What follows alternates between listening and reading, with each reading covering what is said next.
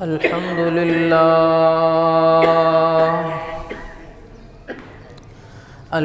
لله رب العالمين.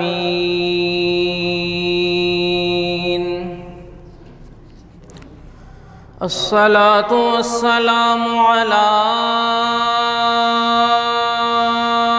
أشرف الأنبياء والمرسلين وعلى آله وأصحابه وأهل بيته أجمعين، لا سيما على الخلفاء الراشدين المهديين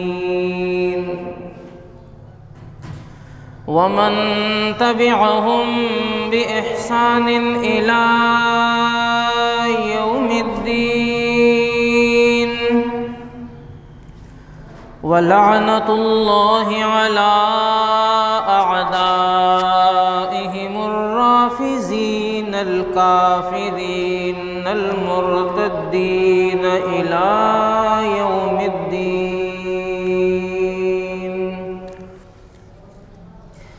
ونشهد أن لا إله إلا الله وحده لا شريك له، ونشهد أن سيدنا وسندنا ونبينا وشفيعنا وحبيبنا وطبيبنا وطبيب قلوبنا ومولانا محمدًا عبده ورسوله، صلى الله تعالى عليه وعلى آله وأصحابه أجمعين. أعوذ بالله من الشيطان الرجيم. بسم الله الرحمن الرحيم. إلا تنصروه فقد نصره الله إذ أخرجه الذين كفروا ثاني اثنين إذ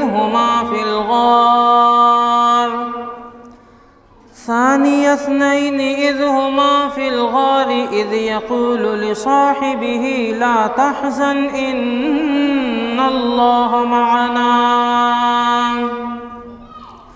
فأنزل الله سكينته عليه وأيده بجنود لم تروها وجعل كلمة الذين كفروا السفلى وكلمة الله هي العليا والله عزيز حكيم.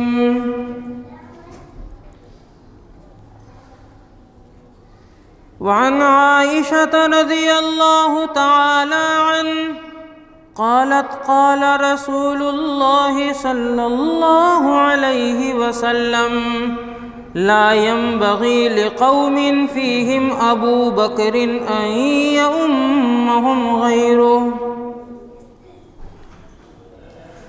قال النبي صلى الله عليه وسلم أبو بكر خير الناس إلا أن يكون نبي. وعن ابن عمر رضي الله تعالى عنه أن رسول الله صلى الله عليه وسلم قال لأبي بكر أنت صاحبي في الغار وصاحبي على الحوض. قال النبي صلى الله عليه وسلم اللهم اجعل أبا بكر معي في درجتي يوم القيامة، أو كما قال النبي صلى الله عليه وسلم. صدق الله مولانا العظيم وصدق رسوله النبي الكريم ونحن على ذلك من الشاهدين والشاكرين والحمد لله رب العالمين۔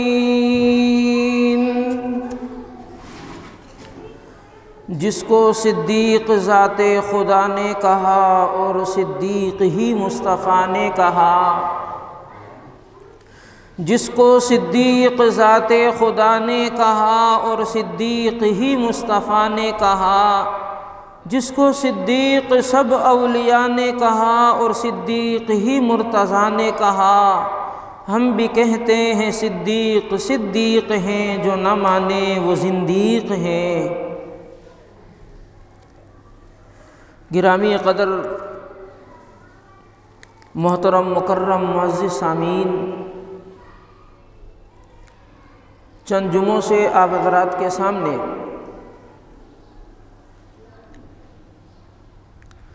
خلیفہ بلا فصل اول المسلمین امیر المومنین جانشین پیغمبر وارث مصلی رسول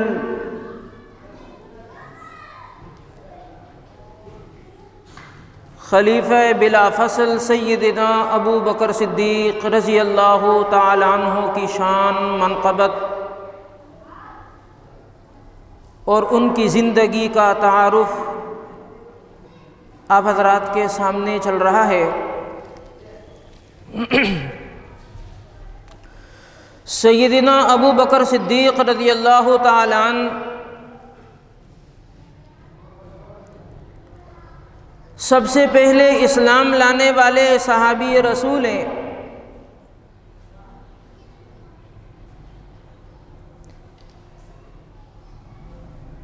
اور سیدنا ابو بکر صدیق رضی اللہ تعالی عنہ نے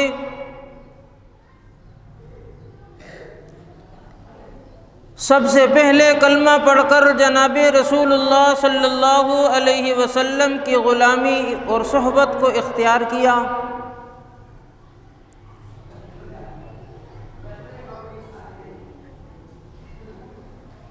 اور ہر موڑ پر جناب رسول اللہ صلی اللہ علیہ وسلم کا ساتھ دے کر، حضور کا ساتھ نبھا کر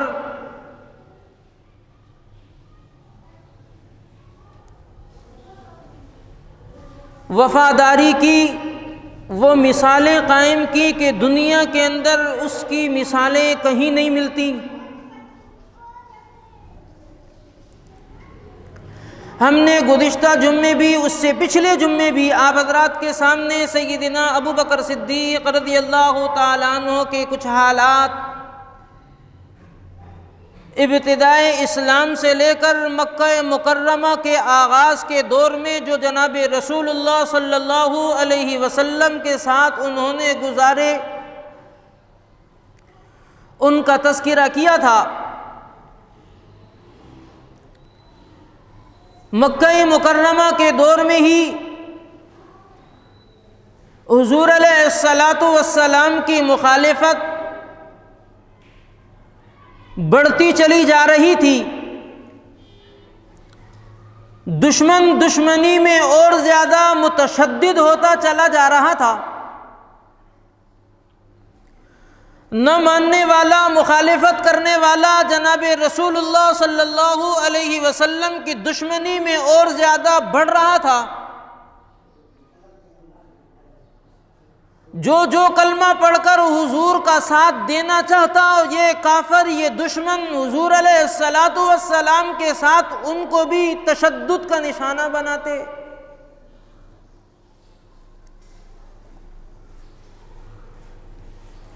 ہر موڑ پر سیدنا صدیق اکبر رضی اللہ تعالی عنہ نے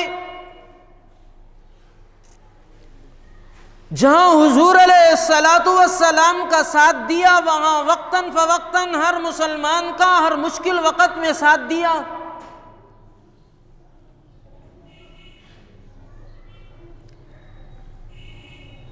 حضور علیہ السلام مکی دور میں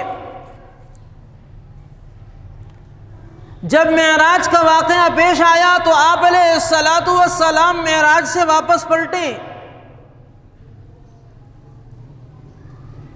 تو آپ علیہ الصلاۃ والسلام نے واپس آ کر حالات بتائے کہ یوں جنت کی سیر ہوئی، یوں جہنم کا نظارہ ہوا، یوں بیت المقدس جانا ہوا اور یوں واپس آنا ہوا۔ وہاں کے منظر کو لوگوں کے سامنے رکھ رہے تھے۔ لوگوں نے حضور علیہ الصلاۃ والسلام کی بات سن کر حضور علیہ الصلاۃ والسلام کا مذاق اڑانا شروع کر دیا۔ کسی نے سوالات کیے، کسی نے آپ علیہ الصلاۃ والسلام کی بات کو نظر انداز کر دیا۔ یہ ابو بکر صدیق رضی اللہ تعالیٰ عنہ ہیں جو اس مرحلے پر بھی، اس اہم موقع پر بھی جناب رسول اللہ صلی اللہ علیہ وسلم کے معراج کے واقعے کی تصدیق کر رہے ہیں۔ لوگوں نے، مکہ والوں نے، حضور علیہ الصلاۃ والسلام کے دشمنوں نے صدیق اکبر رضی اللہ تعالیٰ عنہ کو ڈھونڈا اور کہا کہ تمہیں معلوم ہے کہ تمہارے دوست انہوں نے کس قسم کا دعویٰ کیا ہے؟ ایک ہی رات کے اندر وہ بیت اللہ سے روانہ ہوئے، بیت المقدس گئے، بیت المقدس سے ساتوں آسمان کی سیر کیے، وہاں سے عرش معلیٰ تک گئے، جنت کا نظارہ ہوا ہے، جہنم کا نظارہ ہوا ہے، وہاں سے واپس آئے بیت المقدس، اور وہاں سے یہ سفر طے کرتے ہوئے بیت اللہ پہنچے۔ اتنا طویل سفر ایک ہی رات کے کچھ حصے میں کیسے ہو سکتا ہے؟ یہ تو دیوانے معلوم ہوتے ہیں، یہ تو مجنون معلوم ہوتے ہیں۔ صدیق اکبر رضی اللہ تعالیٰ عنہ نے کہا جناب رسول اللہ صلی اللہ علیہ وسلم نے جو کہا ہے وہ سچ ہے۔ الگویا کہ صدیق اکبر رضی اللہ تعالیٰ عنہ کو اللہ نے پیدا ہی اس لیے کیا تھا کہ انہوں نے حضور علیہ الصلاۃ والسلام کا ہر موقع پر ساتھ دینا ہے۔ دشمن مخالفت کرے اور یہ حضور کا ساتھ دیں، دشمن انکار کرے یہ تصدیق کریں، دشمن مخالفت کرے اور یہ ساتھ کھڑے ہوں۔ ہر مرحلے پر سیدنا صدیق اکبر رضی اللہ تعالیٰ عنہ نے حضور کا ساتھ دے کر بتا دیا کہ جناب رسول اللہ صلی اللہ علیہ وسلم معراج کے واقعے سے آ کر جو وہاں کے حالات بتا رہے ہیں میں اس کی تصدیق کرتا ہوں۔ مکہ کا دور تکلیفوں بھرا دور تھا۔ قرآن کریم میں اللہ تعالیٰ فرماتے ہیں وَإِذْ يَمْكُرُ بِكَ الَّذِينَ كَفَرُوا لِيُثْبِتُوكَ أَوْ يَقْتُلُوكَ أَوْ يُخْرِجُوكَ وَيَمْكُرُونَ وَيَمْكُرُ اللَّهُ۔ مشرکین نے سازش کی کہ جناب رسول اللہ صلی اللہ علیہ وسلم اپنی دعوت سے باز نہیں آ رہے، کیسے ان سے چھٹکارا حاصل کیا جائے۔ سازش کر رہے ہیں۔ خلاصہ یہ ہے کہ انہوں نے طے کر لیا کہ ہم جناب رسول اللہ صلی اللہ علیہ وسلم کو توبہ نعوذ باللہ شہید کر دیں گے تاکہ معاملہ ہی ختم ہو جائے۔ حضور علیہ الصلاۃ والسلام نہیں ہوں گے تو جھگڑا ہی نہیں ہوگا، بات ہی ختم ہو جائے گی۔ تو حضور علیہ الصلاۃ والسلام کو ختم ہی کر دیا جائے، پوری پلاننگ بنا دی۔ ادھر جناب رسول اللہ صلی اللہ علیہ وسلم کو اللہ تعالیٰ نے بذریعہ وحی ہجرت کا حکم ارشاد فرما دیا۔ صحابہ کرام کو اجازت مل چکی تھی، موقع محل کی مناسبت سے صحابہ کرام مکہ مکرمہ سے ہجرت کر کر مدینہ منورہ جا رہے تھے۔ یہاں اپنا گھر ہے، اپنا کاروبار ہے، اپنا قبیلہ ہے، اپنا علاقہ ہے، اپنا وطن ہے، اپنا شہر ہے۔ اس شہر کو، اس علاقے کو، اس گھر کو، اس کاروبار کو، اس زمینوں کو، ان قبیلے والوں کو چھوڑا جا رہا ہے؟ کیوں؟ مشرکین کا یہی تو مطالبہ تھا، یا تو حضور کو چھوڑ دو یا شہر چھوڑ دو، یا حضور کو چھوڑ دو یا ہمارا علاقہ چھوڑ دو۔ صحابہ کرام رضوان اللہ تعالی علیہ مجمعین نے تکلیف کی، گھڑی برداشت کی، اپنا علاقہ چھوڑا، اپنا گھر چھوڑا، زمینیں چھوڑی، کاروبار چھوڑا، وطن چھوڑا، سب کچھ چھوڑ کر یہاں سے روانہ ہو رہے ہیں۔ قرآن کریم میں اللہ فرما رہے ہیں ان کو نکالا گیا ہے، خود نہیں جا رہے، مجبور ہو کر جا رہے ہیں، اس لیے کہ کلمہ پڑھتے ہیں تو ان کو مارا جاتا ہے، حضور کے ساتھ بیٹھتے ہیں تو مارا جاتا ہے، حضور کے ساتھ کھڑے ہوتے ہیں تو مارا جاتا ہے، حضور کا ساتھ دیتے ہیں تو مارا جاتا ہے، حضور کا نام لیتے ہیں تو مارا جاتا ہے۔ یا تو حضور کا نام لینا چھوڑ دیں، یا حضور کا ساتھ دینا چھوڑ دیں، یا تو پھر اپنا علاقہ چھوڑ دیں۔ تشدد، تکلیفیں، مصیبتیں صحابہ کرام نے برداشت کی، اللہ تعالیٰ کا حکم آیا، 13 سال مشقتوں کا دور ختم ہوا، یہاں سے اپنا علاقہ چھوڑ رہے ہیں۔ بظاہر ایسا معلوم ہو رہا ہے کہ یہ مار کھائی جا رہی ہے، مزید حالات گر رہے ہیں، مزید کمزوری آ رہی ہے، کیونکہ گھر بھی چھوڑنا پڑ رہا ہے، کاروبار چھوڑنا پڑ رہا ہے۔ بظاہر تو بہت مشکل حالات ہیں، بڑا امتحان ہے، بالکل حالات نیچے کی طرف جا رہے ہیں، لیکن اسی کے اندر اللہ تعالیٰ نے اہل ایمان کی طاقت رکھی تھی، اسی کے اندر اللہ تعالیٰ نے اہل ایمان کو قوت دینی تھی، اسی میں اللہ نے اہل ایمان کو مضبوط کرنا تھا، اسی میں ہی اللہ تعالیٰ نے بقا رکھی تھی۔ جس میں بظاہر کمزوری معلوم ہو رہی ہے، بظاہر شکست معلوم ہو رہی ہے کہ یہاں تو گھر بھی چھوڑا جا رہا ہے، کاروبار بھی چھوڑے جا رہے ہیں، رشتہ دار بھی چھوڑ کر جا رہے ہیں، تکلیف اتنی ہے کہ بیوی بچے بھی چھوڑنے پڑ رہے ہیں، سب کچھ چھوڑنا پڑ رہا ہے۔ ان حالات میں صحابہ ہجرت کر کر جا رہے ہیں۔ آپ علیہ الصلوۃ والسلام نے صدیق اکبر رضی اللہ تعالیٰ عنہ کو اشارہ کر دیا کہ اللہ کا حکم آنے والا ہے، ہجرت کے لیے پھر روانہ ہوں گے۔ آپ علیہ الصلوۃ والسلام کے بارے میں ام المومنین حضرت عائشہ صدیقہ رضی اللہ عنہا فرماتی ہیں، جب سے میں نے ہوش سنبھالا ہے، جناب رسول اللہ صلی اللہ علیہ وسلم کا ہمارے یہاں گھر میں آنا جانا رہتا تھا، دن میں کئی مرتبہ آپ علیہ الصلوۃ والسلام ہمارے ہاں آیا کرتے تھے، صبح کے اوقات میں، دوپہر کے اوقات میں، شام کے اوقات میں، رات کے اوقات میں آپ علیہ الصلوۃ والسلام کا ہر وقت صدیق اکبر کے گھر آنا جانا تھا۔ ہجرت کا حکم ہوا، صدیق اکبر آئے، حضور علیہ الصلوۃ والسلام گھر آئے، صدیق اکبر کے گھر دستک دی، آپ علیہ الصلوۃ والسلام صدیق اکبر کے دروازے پر پہنچے، فرمایا سب کو سائڈ پہ کر دو، کوئی بات راز کی کرنی ہے، خفیہ باتیں کرنی ہے تاکہ کسی کو پتہ نہ چل جائے۔ صدیق اکبر حضور علیہ الصلوۃ والسلام کے ساتھ بیٹھے ہیں، گفتگو ہو رہی ہے، آپ نے فرمایا اللہ تعالیٰ کی طرف سے حکم آ گیا، ہجرت کرنی ہے، مکہ کو الوداع کہنا ہے، مدینہ منورہ کی طرف جانا ہے۔ صدیق اکبر رضی اللہ تعالیٰ عنہ فرماتے ہیں میں نے حالات دیکھ کر اونٹنیاں اپنے لیے 2 تیار کر رکھی تھیں کہ جیسے ہی تیاری ہوگی تو میں حضور کے ساتھ روانہ ہوں گا۔ آپ علیہ الصلوۃ والسلام یہ پیغام دے کر گھر روانہ ہو گئے۔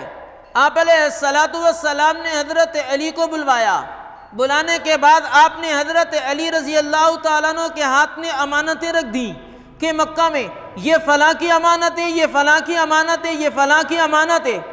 عجیب حالات ہیں، یہ حضور کو مانتے بھی نہیں ہیں، حضور علیہ الصلوۃ والسلام کا کلمہ بھی نہیں پڑھتے، لیکن امانتیں رکھوانے کے لیے ان کو حضور سے اچھا کوئی ملتا بھی نہیں، حضور سے زیادہ امانت دار کوئی ملتا بھی نہیں، ان کو یہ یقین ہے یہ امانت جو ہم نے رکھوانی ہے، اگر باپ کے پاس رکھوائی تو وہاں بھی محفوظ نہیں، ماں کے پاس رکھوائی تو وہاں بھی محفوظ نہیں، قبیلے والوں کے پاس رکھوائی تو وہاں بھی محفوظ نہیں، اگر یہ امانت محفوظ ہوگی تو ایک ہی جگہ پر وہ جناب محمد الرسول اللہ صلی اللہ علیہ وسلم کے ہاتھ میں محفوظ ہوگی۔ یہ کافر، یہ مشرک، یہ حضور علیہ الصلوۃ والسلام کے پاس اپنی امانتیں رکھوایا کرتے تھے۔ آپ علیہ الصلوۃ والسلام نے حضرت علی رضی اللہ تعالیٰ عنہ کو بلوایا، ہدایات دی، فرمایا میرے بستر پر چادر اوڑھ کر سو جانا، صبح یہ امانتیں لوگوں کو دے کر تم بھی نکل آنا، ہم روانہ ہو رہے ہیں۔ آپ علیہ الصلوۃ والسلام نے حضرت علی کے حوالے امانتیں کر دی، اور رات کا وقت تھا، اللہ تعالیٰ کا حکم ہوا آپ علیہ الصلوۃ والسلام کو گھر سے نکلنا ہے۔ ادھر کافروں نے سارا مشورہ کر کر پوری تیاری کی کہ ہم آج جناب رسول اللہ صلی اللہ علیہ وسلم کو توبہ نعوذ باللہ حملہ کر کر شہید کر دیں گے۔ اللہ تعالیٰ نے جناب رسول اللہ صلی اللہ علیہ وسلم کی حفاظت کرنی تھی، جو حفاظت کی۔ آپ علیہ الصلوۃ والسلام کو حکم ہوا کہ آپ نے نکلنا ہے، سورہ یاسین کی چند آیات آپ نے پڑھی ہیں، پڑھنے کے بعد مٹی اٹھائیے اور باہر کی طرف پھینکیے۔ جو باہر پھینکیے وہ جو کافر چاروں طرف پہرا دے کر کھڑے تھے کہ حضور نکلیں گے تو ہم حملہ کر دیں گے۔ آپ علیہ الصلوۃ والسلام نکلے، مٹی پھینکنے کے بعد گیٹ کھولا ہے، دروازہ کھولا ہے، وہاں سے باہر نکلے، صدیق اکبر کے گھر کی طرف روانہ ہوئے۔ یہ کھڑے ہوئے، اللہ نے ان کی آنکھیں اندھی کر دی کہ یہ سب کو دیکھتے ہیں، ایک دوسرے کو دیکھ رہے ہیں، دروازہ نظر آ رہا ہے، دیوار نظر آ رہی ہے، روڈ نظر آ رہا ہے، ایک دوسرے کو دیکھ کر باتیں کر رہے ہیں، لیکن ان کو نظر نہیں آئے تو جناب محمد الرسول اللہ نظر نہ آئے، اس لیے کہ اللہ نے ان کے بیچ میں سے نکالنا تھا حفاظت کے ساتھ، تو اللہ یوں حفاظت کے ساتھ لے گئے۔ اللہ نے حضور کی حفاظت فرمائی، حضور گئے، سیدنا صدیق اکبر رضی اللہ تعالیٰ عنہ کے دروازے پر دستک دی۔ آپ علیہ الصلوۃ والسلام نے صدیق اکبر کو ساتھ لیا، سامنے کے دروازے سے نہیں، پیچھے والے دروازے سے، پش سے نکل کر سیدھے پہاڑ کی طرف چڑھے، چڑھتے چڑھتے روانہ ہو گئے۔ ادھر مکہ میں صبح کا وقت ہو گیا، لوگ آپ علیہ الصلوۃ والسلام کے گیٹ کے باہر کھڑے تھے، ادھر حضور نکلیں گے تو ہم حملہ کر دیں گے، ادھر حضور علیہ الصلوۃ والسلام کو اللہ محفوظ طریقے سے نکال کر لے گئے۔ انہوں نے کافی انتظار کے بعد دیکھا نہیں نکلے، ایک دوسرے نے تنگ آ کر دروازہ کھٹکھٹایا، کھولا، کسی نے پھلانگے اندر داخل ہوئے کہ ہم حضور کو ڈھونڈیں نکالیں اور آپ علیہ الصلوۃ والسلام پر حملہ کریں، آپ کو شہید کریں۔ جیسے ہی گھر میں داخل ہوئے دیکھا حضور کا بستر لگا ہوا ہے، چادر اوڑھے کوئی سو رہا ہے، ایک نے چادر پکڑ کر کھینچی تو دیکھا تو علی تھے۔ حضور علیہ الصلوۃ والسلام کی امانتیں حضرت علی کے پاس تھیں۔ ہاں حضور علیہ الصلوۃ والسلام امین تھے، امانت دار تھے، ان کی امانتیں دے کر جانا چاہتے تھے، اس لیے آپ علیہ الصلوۃ والسلام نے حضرت علی کو اس کام کا انتخاب کر کر یہ ڈیوٹی ان کے ذمہ لگا دی اور بستر پر آرام کا حکم دے دیا۔ حضور کی چادر اوڑھ کر سو گئے۔ جب انہوں نے آ کر چادر ہٹائی دیکھا کہ علی ہیں، دیکھا کہ علی ہیں، حضور تو ہے نہیں۔ یہ بڑے پریشان ہوئے، کہاں ہیں؟ کہا میں تو سو رہا ہوں، گھر میں تو نہیں ہے۔ حضرت علی رضی اللہ تعالیٰ عنہ نے وہ امانتیں لوگوں کے سپرد کی اور وہاں سے روانہ ہو گئے۔ انہوں نے شور شرابہ شروع کر دیا کہ کہاں ہیں، تلاش کرو، بڑا ڈھونڈا، گھر گھر تلاشی ہوئی، پورے محلے کی تلاشی ہوئی، بازار کی تلاشی ہوئی، ہر جگہ ڈھونڈا، کہیں نہیں ملا، کہیں نہیں ملے حضور۔ ابو جہل دوڑتا ہوا پہنچا صدیق اکبر کے دروازے پر، کہا ایک ہی ٹھکانا ہے، کہیں نہیں ملیں گے تو حضور صدیق کے ہاں ملیں گے۔ اس وقت بھی کافر کو معلوم تھا کہ حضور کو ڈھونڈنے کے لیے صدیق اکبر کے دروازے پر جانا پڑے گا، اگر صدیق کے دروازے پر نہیں گئے تو حضور بھی نہیں ملیں گے۔ تو وہ حضور کو ڈھونڈنے کے لیے صدیق اکبر کے دروازے پر گئے، غصے میں تو تھے نا، دروازے پر دستک دی، حضرت اسما حضور کی حضرت صدیق اکبر کی بڑی بیٹی ہیں، دروازہ کھولا، ابو جہل گیٹ پہ کھڑا تھا، کہا کہاں ہے تیرا باپ؟ فرماتی ہیں پتہ ہے بتاؤں گی نہیں، رکھ کے تھپڑ دیا، بالیاں کانوں پر تھی نیچے گر گئیں، صدیق اکبر کی بیٹی ہیں، کہاں نہیں بتاؤں گی۔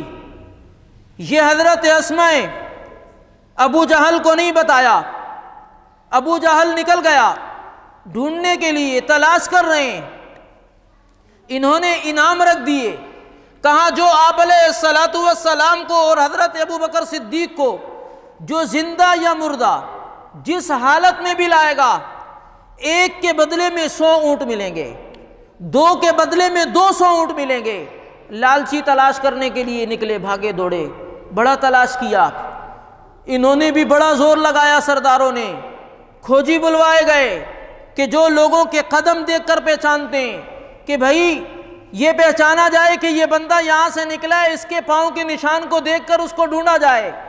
دیہاتوں میں آج کل بھی یہ سلسلہ موجود ہے، شہر کے لوگ اس چیز کو نہیں جانتے کہ قدم شناس دیہات میں آج بھی موجود ہوتے ہیں۔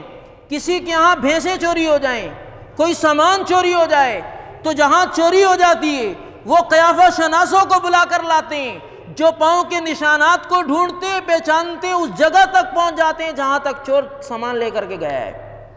اس دور میں بھی ایسے ہی ہوا، انہوں نے قیافہ شناس بلائے، کہا صدیق اکبر کے گھر سے یہاں تک تو حضور آئے، اب یہاں سے روانہ ہوئے، تو یہ روانہ جو گھر سے نکلے تو 2 افراد کے پاؤں میں چلتے چلتے ایک مقام پر قیافہ شناس رک گیا، اور یہ مجمع کافروں کا اس قیافہ شناس کے دائیں بائیں کہ ابھی یہ پاؤں کا یہ نقش قدم پہچاننے والا یہ اس جگہ تک لے جائے گا، ہم حضور علیہ الصلاۃ والسلام کو گرفتار کر لیں گے، صدیق اکبر کو گرفتار کر لیں گے، یہ اس امید پر تھے۔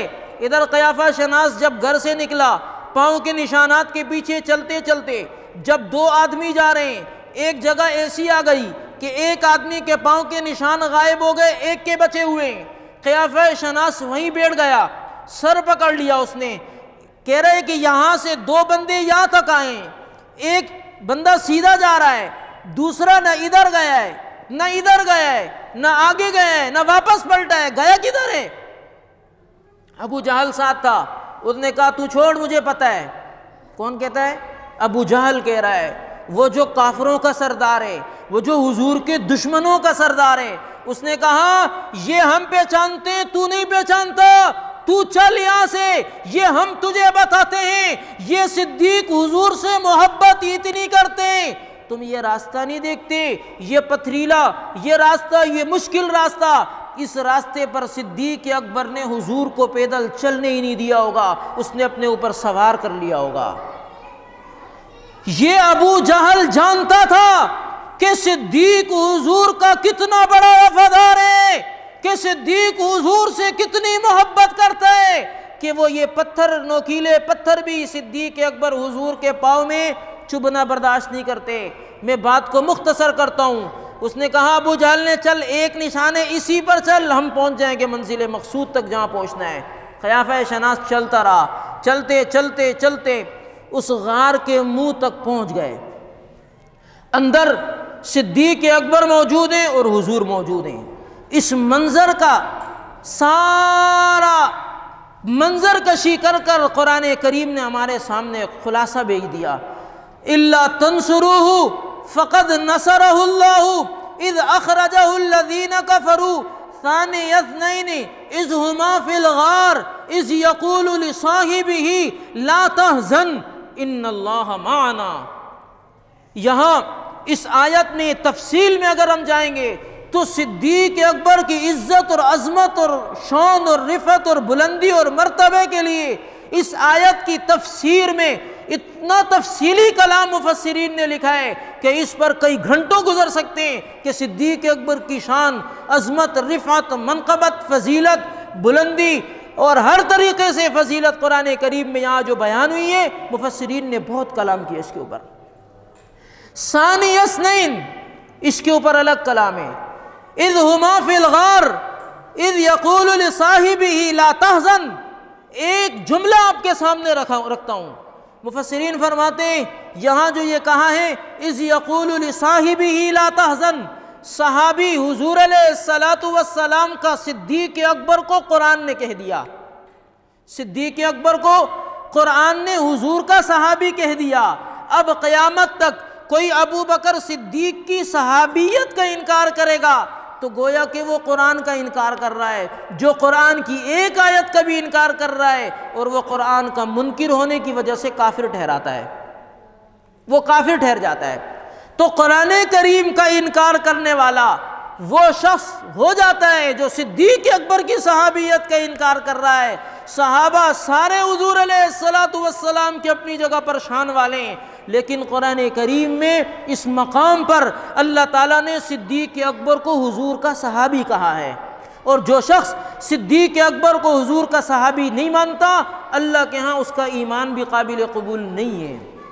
صدیق اکبر غار میں، یہ غار کے باہر کھڑے ہیں، قرآن کریم نے اندر کی منظر کشی کی ہے کہ سیدنا صدیق اکبر رضی اللہ تعالیٰ عنہ غار میں گئے تو آپ علیہ الصلاۃ والسلام کو لے کر مفسرین نے، محدثین نے، مورخین نے بڑی تفصیل لکھی ہے۔ جب غار میں پہنچے تو صدیق اکبر نے اندر جا کر غار کو صاف کیا ہے، صاف کرنے کے بعد اپنی چادر کے ٹکڑے پھاڑ پھاڑ کر غار کے اندر سوراخ ہوئے ہوئے تھے ان کے اندر کپڑے لگائے ہیں۔ عموماً جنگلات کے اندر، پہاڑوں کے اندر کیڑے مکوڑے اپنا گھر بنا لیتے ہیں، وہ سوراخ ہو جاتے ہیں، ان سوراخوں کے اندر ابو بکر صدیق رضی اللہ تعالیٰ عنہ نے اپنی چادر کے کپڑے کو پھاڑ پھاڑ کر ایک ایک جگہ پر لگایا۔ آخر میں جا کر ایک جگہ ایسی آئی جہاں صدیق اکبر کے پاس لگانے کے لیے کپڑا ختم ہو گیا، تو صدیق اکبر رضی اللہ تعالیٰ عنہ نے اپنی ٹانگ لمبی کر کر اپنا پاؤں وہاں رکھ دیا اور جناب رسول اللہ صلی اللہ علیہ وسلم کو اندر بلا کر اپنی رانوں پر سر رکھوا کر آپ سے کہا کہ آپ آرام فرمائیں۔ یہ دشمن جیسے ہی پہنچے تو صدیق اکبر تو جاگ رہے تھے، انہوں نے دیکھا کہ یہ دشمن پہنچ گئے، ان کی آوازیں بھی اندر سنائی دے رہی تھی، وہ جو آپس میں بات کر رہے تھے، وہ جو قیافہ شناس یہاں تک لایا تھا وہ کہہ رہا تھا کہ یہاں غار تک پہنچے، آگے کہاں ہے؟ انہوں نے کہا غار کی کیفیت بتا رہی ہے کہ اس کے اندر برسوں ہو گئے کوئی گیا ہی نہیں ہے۔ کیوں بھائی؟ اس لیے کہ وہاں ایک جھاڑی اگ گئی، اس کے اوپر مکڑی نے جال تن دیا، اسی پر کبوتر نے گھونسلہ بنایا، وہیں اس نے انڈے دے دیے اور وہ اپنے بچوں پر، اپنے انڈوں پر وہ بیٹھی ہوئی ہے کبوترنی، تو وہاں سے اندر جانے کا راستہ بظاہر نہیں نظر آ رہا۔ تو انہوں نے کہا کہ یہاں تک تو یہ معلوم ہو رہا ہے کہ آئیں، آگے کوئی آثار ہمیں نظر نہیں آ رہا ہے، اس لیے کہ غار کے اندر جانے کا راستہ ہے نہیں، ادھر کہاں گئے نہیں پتہ چل رہا۔ ادھر صدیق اکبر ان کی باتیں سن رہے تھے، آپ علیہ الصلاۃ والسلام سے فرمانے لگے یا رسول اللہ صلی اللہ علیہ وسلم یہ تو یہاں تک پہنچ چکے ہیں، انہوں نے ہلکا سا نیچے جھک کے دیکھا تو ہم تو نظر آ جائیں گے، ہم تو پکڑے جائیں گے۔ اس موقع پر قرآن کریم نے صدیق اکبر کی تسلی کے لیے یہ آیت نازل فرمائی ہے، اذ یقول لصاحبہ لا تحزن ان اللہ معنا، کہ حضور علیہ الصلاۃ والسلام نے صدیق اکبر کو دیکھا کہ غمگین ہو گئے، پریشان ہو گئے۔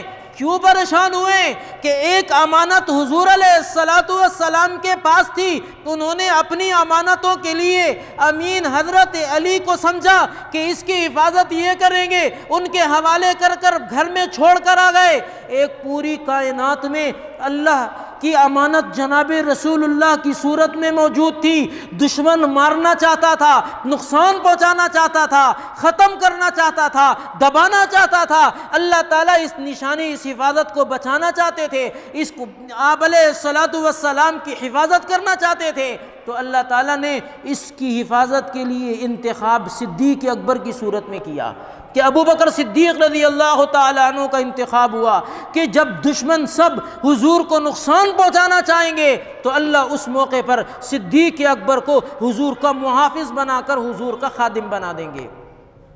تو آپ علیہ الصلاۃ والسلام سے صدیق اکبر فرماتے ہیں کہ انہوں نے نیچے دیکھا تو یہ ہمیں دیکھ لیں گے، ہمیں پکڑ لیں گے اور آپ کو نقصان ہوگا۔ تو آپ علیہ الصلاۃ والسلام نے صدیق اکبر کی کیفیت کو دیکھا، پہچان گئے کہ راستے سے جب ہم گھر سے نکلے تھے تو صدیق اسی وقت سے متحیر تھے، غمگین تھے، پریشان تھے، غمزدہ تھے۔ کیوں کہ پورا مشرکین مکہ کا قافلہ گروہ اس تیاری کے اندر ہے کہ حضور کو پکڑیں اور شہید کر دیں، اور ادھر حضور میرے ساتھ ہیں، اگر آ کر پکڑ لیا نقصان پہنچا تو ذمہ دار میں ہوں گا۔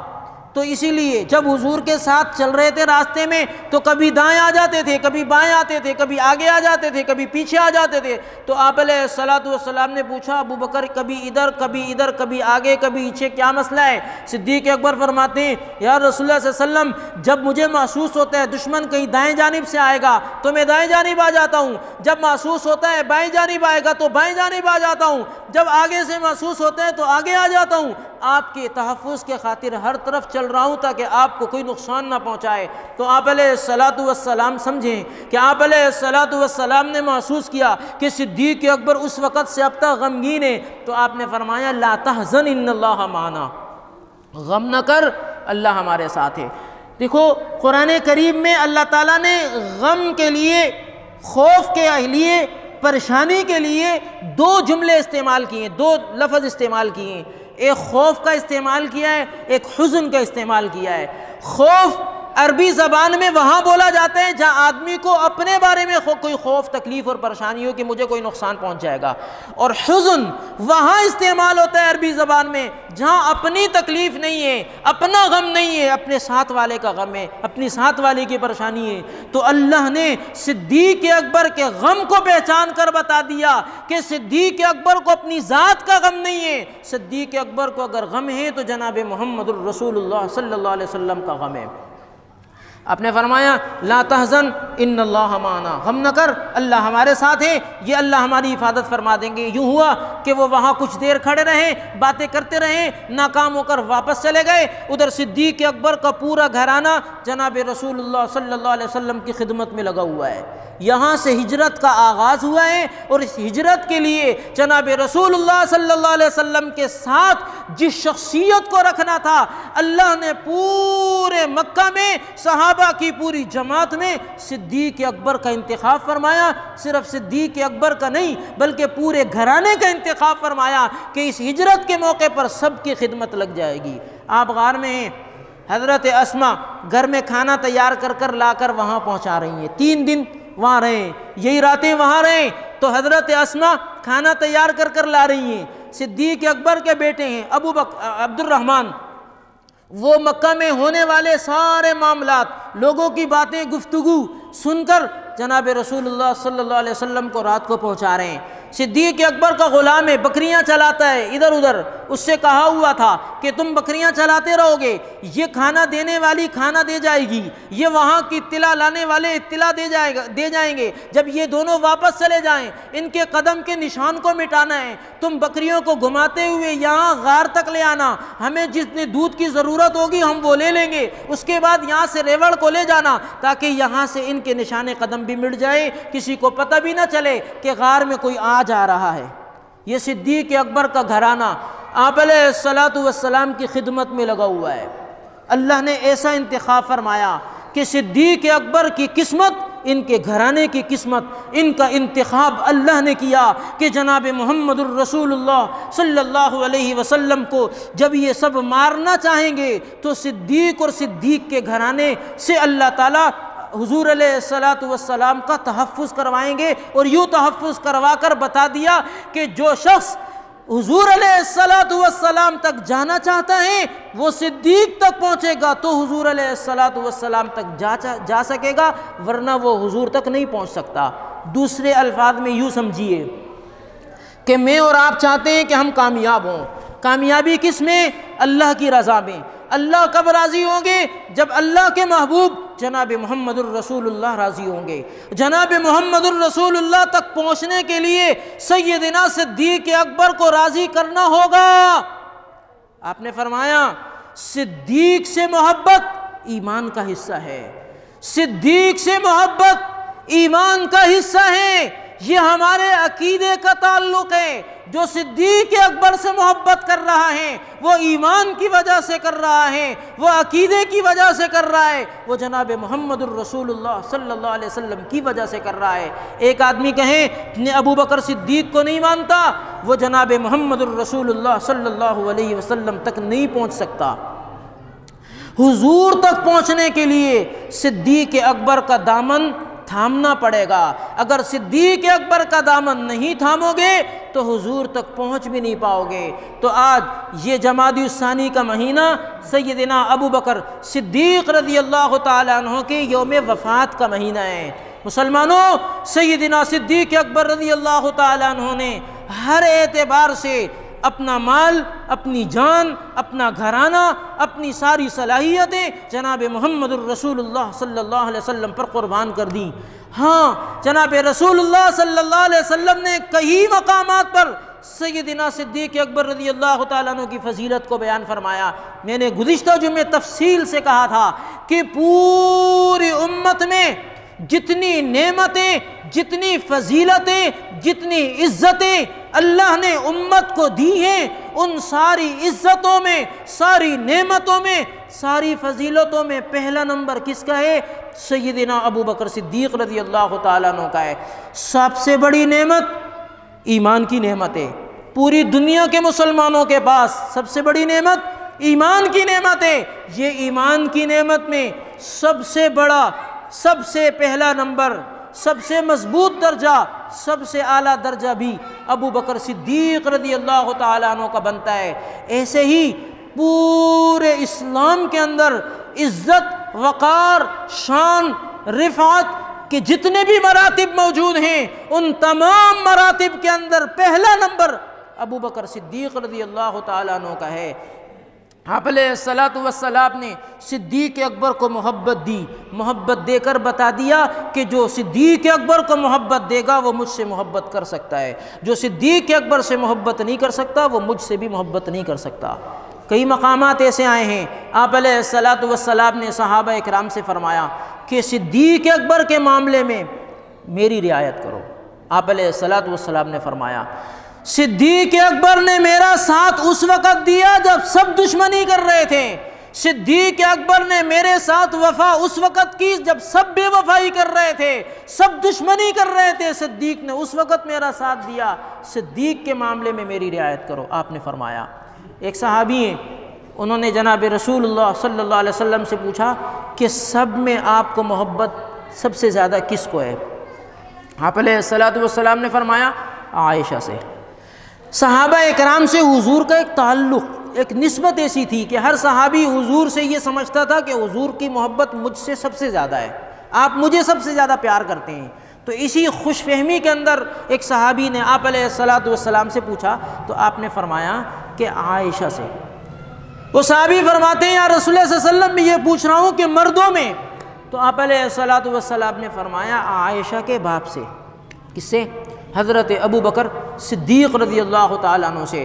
تو آپ علیہ الصلاۃ والسلام سے سیدنا صدیق اکبر رضی اللہ تعالیٰ عنہ کی محبت کی مثال یوں ہے، احادیث کے اندر موجود ہے اور قرآن کریم کے اندر موجود ہے۔ میں نے گزشتہ جمعے بھی قرآن کریم کی کافی ساری آیتیں آپ کے سامنے رکھی تھی جن سے اس بات کی وضاحت کی تھی کہ دیکھو قرآن جناب صدیق اکبر رضی اللہ تعالیٰ عنہ کو عزت دے رہا ہے، فضیلت دے رہا ہے، مقام دے رہا ہے، لہذا ہمیں بھی بحیثیت امت محمدیہ کا ایک فرد ہونے کے، جناب محمد الرسول اللہ صلی اللہ علیہ وسلم کا امتی ہونے کے، ہم نے بھی عزت دینی ہے سب سے زیادہ کس کو؟ ابو بکر صدیق رضی اللہ تعالیٰ عنہ کو۔ ہم نے بھی سب سے زیادہ عزت ابو بکر صدیق کو دینی ہے رضی اللہ تعالیٰ عنہ۔ تو اپنے ہاں یہ ذہن بنائیں، دماغ بنائیں کہ سیدنا ابو بکر صدیق رضی اللہ تعالیٰ عنہ کی عزت، شان، رفعت اور منقبت پوری امت میں سب سے بڑی ہے۔